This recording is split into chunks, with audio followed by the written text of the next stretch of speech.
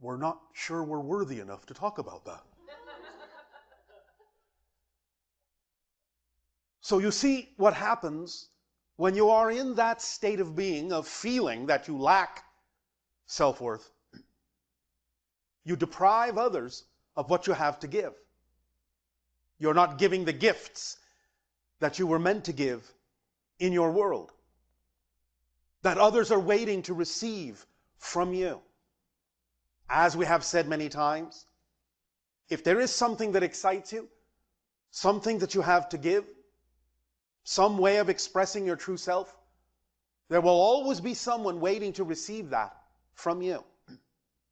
And by feeling or believing that you are not worthy, not deserving of acting on your passion, you are actually holding back those things that others are waiting to receive, that they may need in their lives. Each and every one of you has something to give, has something of benefit, of service to others, that is simply representative of nothing more complicated than being your true self and expressing that truth in whatever way, shape, or form excites you the most, is most representative of your peace, your balance, your passion, your joy. Holding back on that also then allows you to feel diminished, devalued. The idea, of course, of believing that you are unworthy, as we have said from time to time, is proven to be false by the fact of your existence. For again, creation does not make mistakes, and if you were truly unworthy, you would not exist. So if you exist, which you do, or you wouldn't be hearing this, then creation must need you to. You must be that important, or all that is couldn't be all that it is, or all that it could be without you. So you are worthy on the most basic level by the fact of your existence itself. And any time that you buy into the idea that you are not worthy of your life, not worthy to be who you truly are, who you know yourself to be, who you prefer to be, not worthy, not deserving to live your dreams, then you are engaging, as we have said, in an argument with creation that you will never win, because you will never cease to exist. That is simply not possible. Existence is your basic quality, to be. And therefore, that basic worthiness, if you can understand that from that level, can begin to filter into the rest of your life and all the expressions of your true self that are reflective of your natural existence, of who you are as the unique individual you have been created to be. But if you buy into the idea of lack of self-worth, there are many different kinds of symptoms that will happen, many different kinds of expressions that will come from that negative belief about yourself. First and foremost, of course, the ones that seem most obvious is that you can experience what you call depression, which is again the negative view of what the natural state is, which is simply compression, which means you withdraw into the center of your being where you know the answers lie when you cannot find them outside. That's a natural experience. But if you negate it, if you give it a negative definition, then it becomes the experience of depression, as if something is wrong about going within. If you allow it to be the natural experience of compression, you will simply find the answers you seek. You will then emerge having redefined yourself as a new person. But again, buying into lack of self-worth may allow you to experience this as depression. And of course, people in that state can experience other side effects, not only mentally, emotionally, such as suicidal thoughts, but the idea also of physically causing dis-ease within yourselves, to manifest the idea of how you see yourself, to create a reflection in the outer reality, the physical reality, representation and symbol of how you see yourself energetically, spiritually. However, the idea is that you will always generally find that most people, even with the idea of lack of self-worth as a belief system, will attempt in some way, shape, or form to validate themselves. The only difference will be that if you actually are holding on to a belief that you lack worth, you will attempt all that validation outwardly instead of inwardly. You will not know how to validate yourself on your own. So you will seek it, if you seek it at all, through the idea of an exterior expression. This kind of insecurity about yourself leads to a polarized expression of the ego. And in fact, those that are the most insecure, the most connected to the concept of lack of self-worth, will express their ego in a very exaggerated way to counterbalance and make up for the fact that they don't actually believe they're worthy. So they will attempt to express worthiness through the aggrandizement and amplification and blowing up of their ego, and express themselves in a very egotistical, very often narcissistic way. This should be the first clue that they really don't have self-value in mind, because they are attempting to create an expression of it, but it's in a sense an act, and they don't really believe in what they are saying, in what they are doing, in what they are expressing. They just don't want anyone else to know that they feel worthless.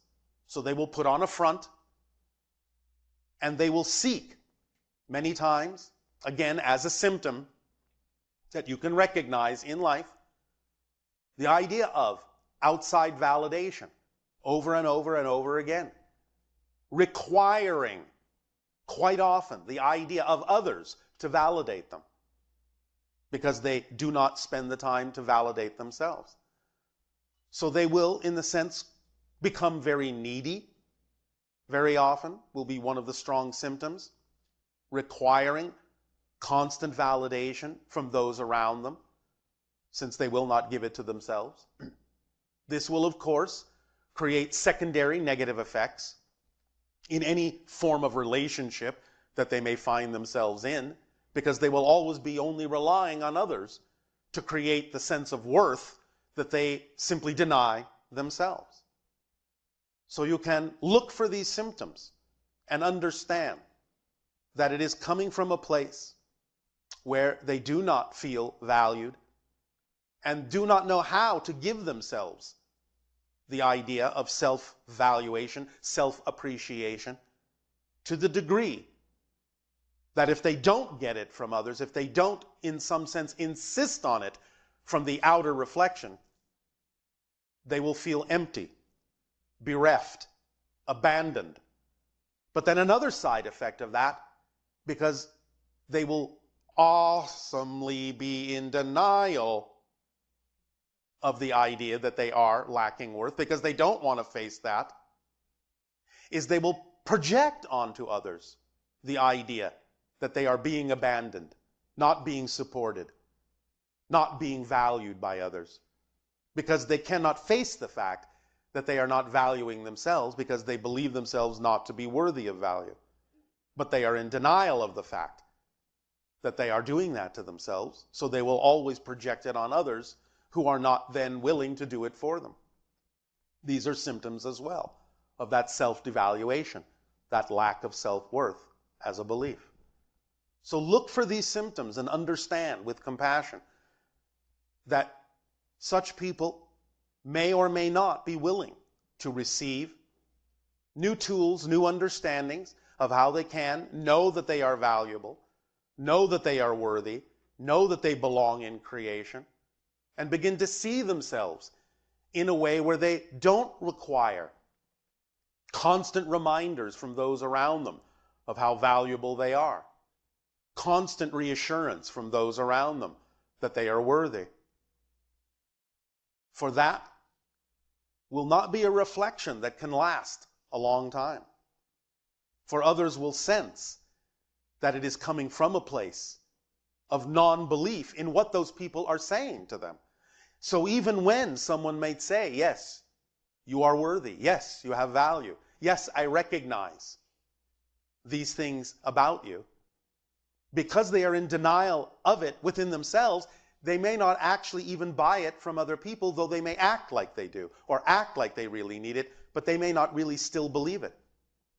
And thus they create a downward spiral of negativity that acts in many ways like what you would call a black hole in space, sucking up all the light, all the benefit, all the value they are given from others, to the point where others begin to realize that they cannot give them enough value. They cannot, in any way, shape, or form, validate them enough. And therefore, they recognize that since all of that reflection is really just disappearing within that person and never actually being put to use in the sense of strengthening that person's ability to know that they are worthy, know that they are valuable, the outside reflection will eventually usually stop. And it will then thrust the person devaluing themselves into an even deeper downward spiral that can again lead to the concepts of depression, senses of abandonment, suicidal thoughts, and all of those things that go with not being able to support the self, not knowing how to believe what others are telling them, and needing others to do it because they will not do it for themselves. So take note in your lives, in relationships, when individuals are removing the platform from under their own feet, not able in their own minds to really stand, not able to give themselves the valuation that they truly need, constantly asking for recognition for everything that they may do, instead of giving themselves the recognition in a humble way and being of service to others. Allow yourselves more awareness, more conscious perception, and by all means, should you come across individuals devaluing themselves in that way, by all means share with them that they do not have to do so. By all means share with them that there are tools by which, and ideas and beliefs by which they can know that they are valuable, know that they are worthy, but also allow yourselves to recognize that unconditional love is not about continuing to support a vibration that is incompatible with your preference beyond a certain point.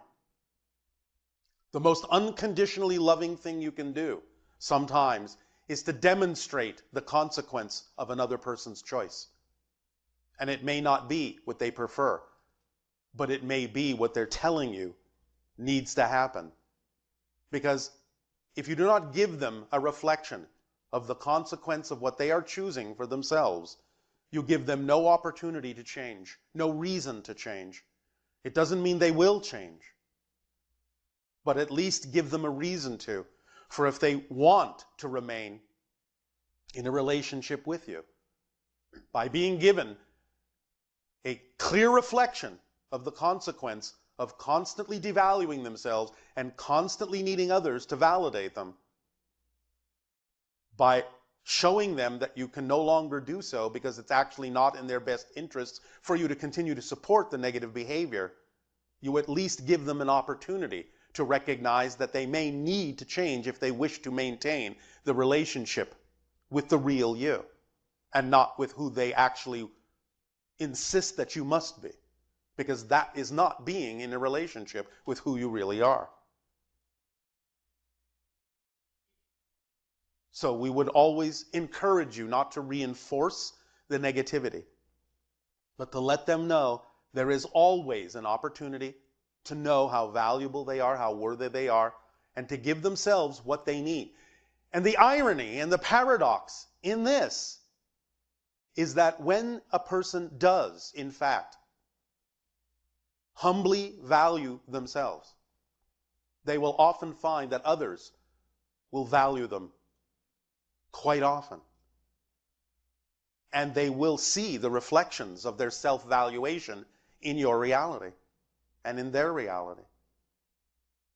So, use the power of the paradox to allow them to know that what they truly need will be given to them, ironically, when they don't need it, in a needy way. Because everyone needs validation. Everyone needs to know they are worthy and deserving. Everyone needs to know that.